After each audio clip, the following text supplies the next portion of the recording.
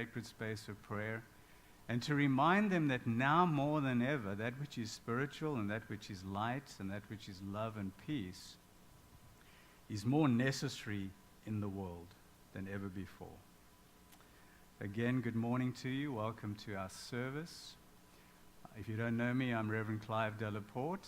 I'm the interim minister. I'm available to answer any questions after the message and the service that you might have about Unity of Tampa or unity in general. Happy Labor Day weekend to you. Today our message is the power of order. One of my favorite powers in the 12 powers. I see great comfort in the fact that there's a lawful and orderly way that God's truth comes into realization within us and God's good comes into manifestation in our lives. This leads on very nicely from my last talk, which wasn't last week because we were blessed by Reverend Allen and his well-received talk, but the one before that about being response-able. How the 12 powers and the presence and power of God within us gives us divine abilities, gives us divine powers. But these divine abilities and divine powers require us to take responsibility for the truth that is realizing in us and the good that is unfolding in our lives. God can only do for us what God can do through us, and so we are collaborators with the divine presence and power within us. We are co-creators with divine spirit. The good that we desire already exists. It's perfect. It's absolute. It's eternal. It desires us to connect with it. And when we do that, it comes into realization within us. It comes into demonstration through us. And it comes into mysterious manifestation in our lives in an orderly, lawful manner. And this order and this law creates in us peace and assurance.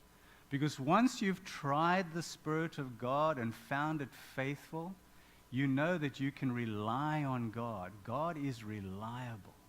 God is generous. God is magnanimous. All the things that we desire that is for our highest good have been given to us in the gift of the Christ.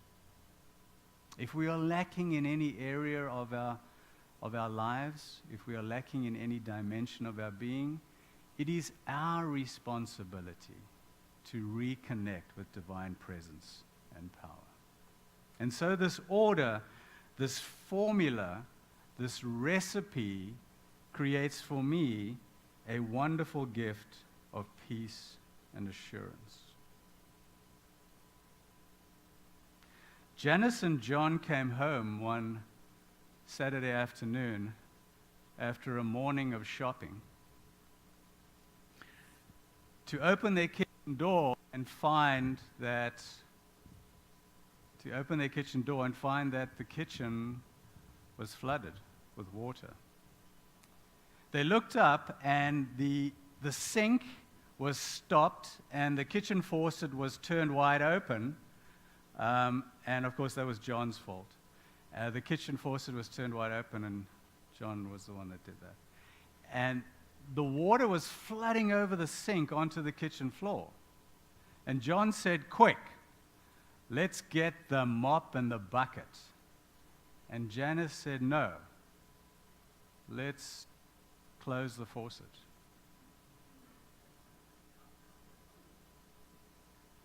Yes? Yeah. I'm a married man now. I'm coming to learn that my wife is always right. Always right. Life is just better like that.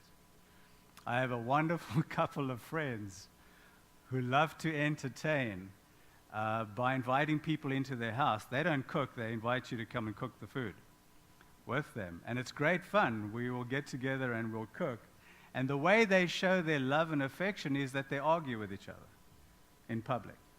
And it takes a while to get to know that this is the way that they're showing their love and affection, but once you do, it's the funniest thing you've ever experienced.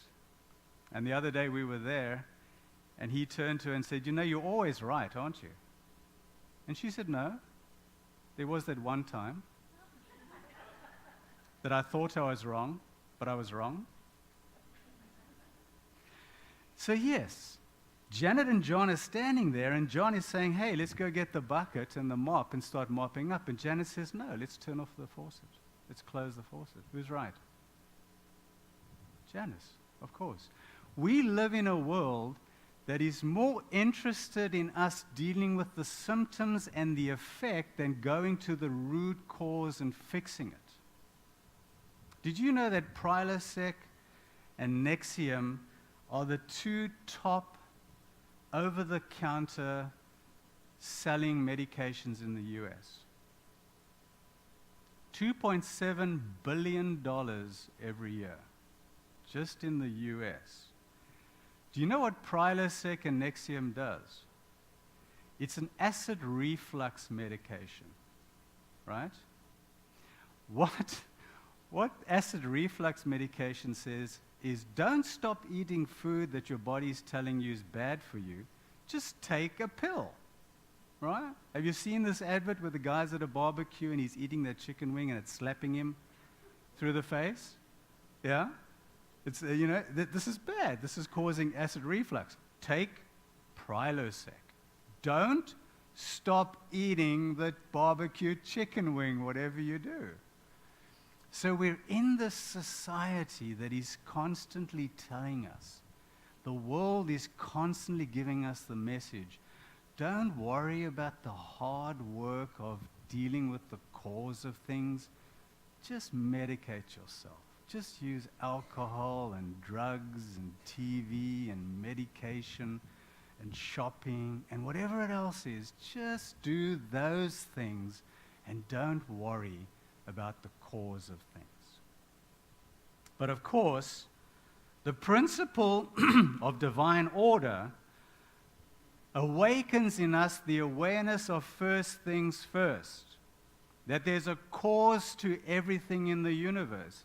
And we believe that the divine principle, the divine idea, is the source of all that is good in our universe, in us, in our lives. And as we take time to look through our symptoms and the effects of our lives and find the causes and change that by releasing what no longer serves our highest good and affirming and aliving that which does, we come more fully into alignment with God's truth and God's good.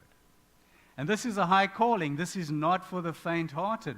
This is hard work, right? Because we've got to go down into the gardens of our lives and we've got to pull out the roots of those things that no longer serve us. And I don't know if you know this, if you're a gardener, but often those weeds, I'm not saying weeds are bad, but if you want to get a weed out of your garden, sometimes those roots are pesky buggers. They don't want to get out of the garden, right? You can get that top off quite easy, but you've got to get in there to get the root.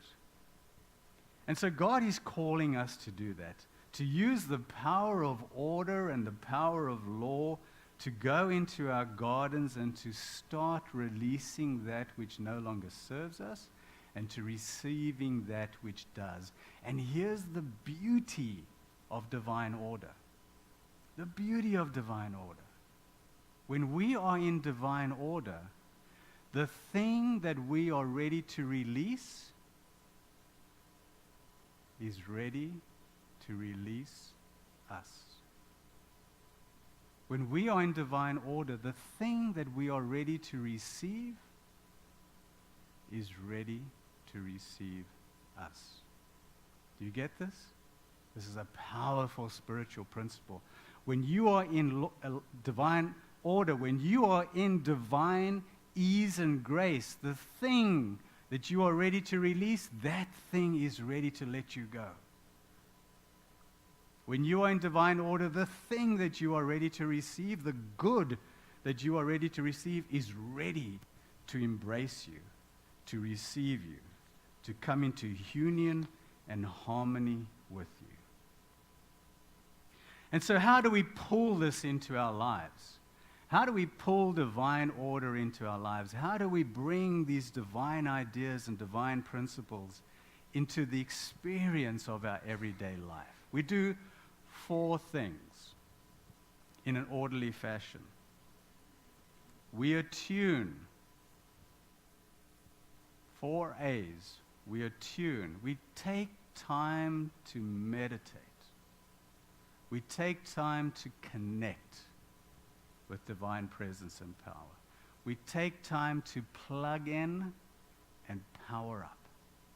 We attune. We're like a radio station. We turn that dial till we hear the signal loud and clear. We sit. We be quiet. We go within to the sanctuary. We listen. And when we hear the truth, we move on to the second A. We affirm it. We speak it with the power of our divinely aligned word. We give spiritual energy to it. We speak it. We affirm it into our minds and into our hearts.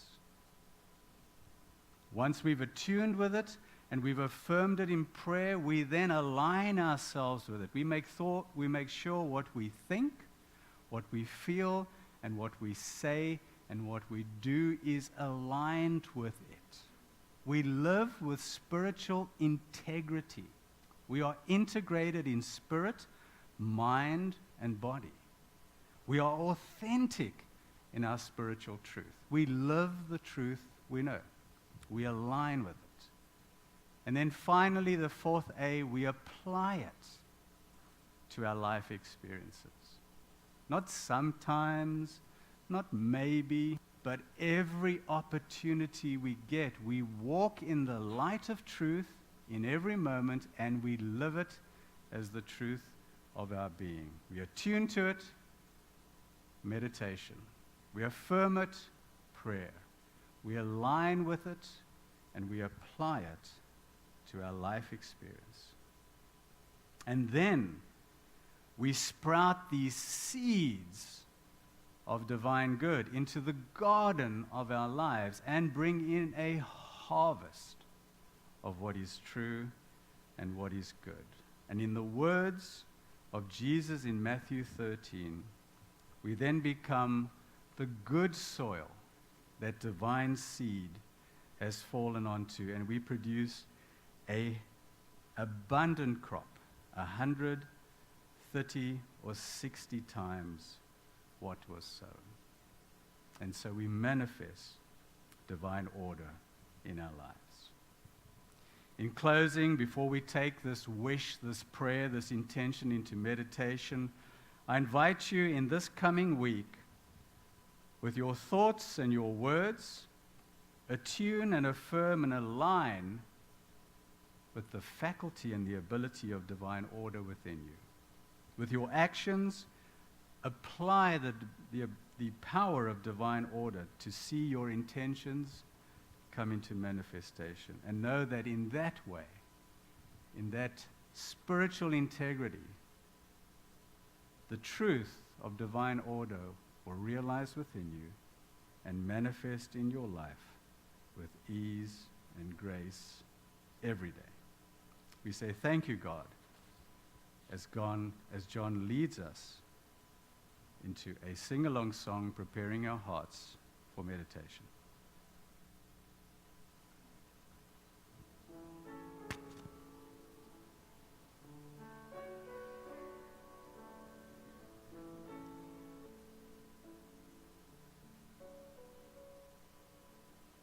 In this very room, there's quite enough love for one like me.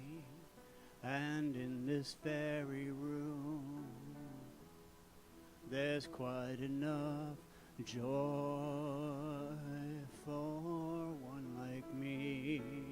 And there's quite enough hope and quite enough power to chase away any gloom. For Spirit, sweet Spirit,